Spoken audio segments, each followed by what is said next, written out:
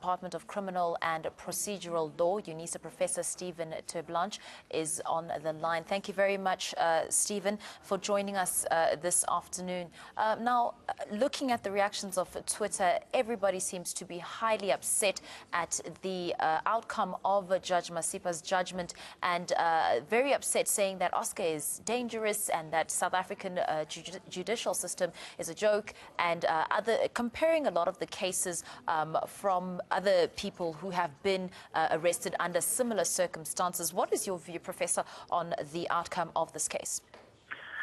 Good afternoon. I must say that for just as many cases as one can find where more severe sentences appear to have been imposed, you will also be able to find cases in which lesser sentences have been imposed, also for causing the death of another person. So you cannot, based on comparative cases, say that the sentence in this case was either too light or too severe. What I can say is that some people mention that South Africa is in the eyes of the world. Now, if you exclude the United States of America, in most other countries of the world, 6 years imprisonment is a very severe sentence, which would be restricted to the most severe crimes. This may not be the case in countries like the United States and the United Kingdom so much, but the question is always, if you look at 6 years and try to assess whether it's severe or not severe, is what do you compare it with? And if I compare it with sentences that have been imposed in South Africa, I think the judge did a good job of explaining how she got to 6 years imprisonment.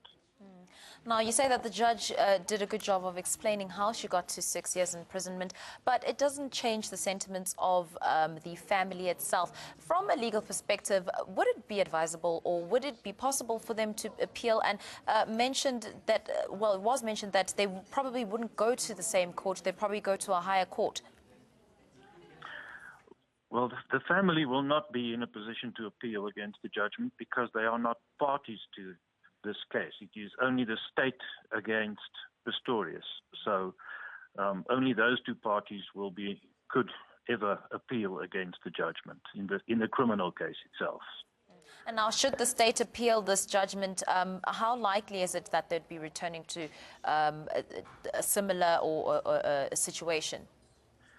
I honestly do not have an answer to that question. It's because the sentence is, in the end, once the judge made the decision that there are substantial and compelling circumstances, the sentence was in her discretion. And the question is how well she managed to explain how she got to the sentence that she did. So there's no legal principle on which one can categorically say there will be success on appeal or not. Okay. What I can also say is that people who argue the sentence from the basis that's any different from the factors found by the court,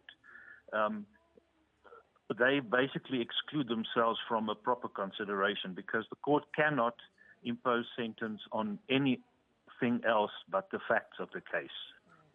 All right. Thank you very much. That was Department of Criminal and Procedural Law, UNISA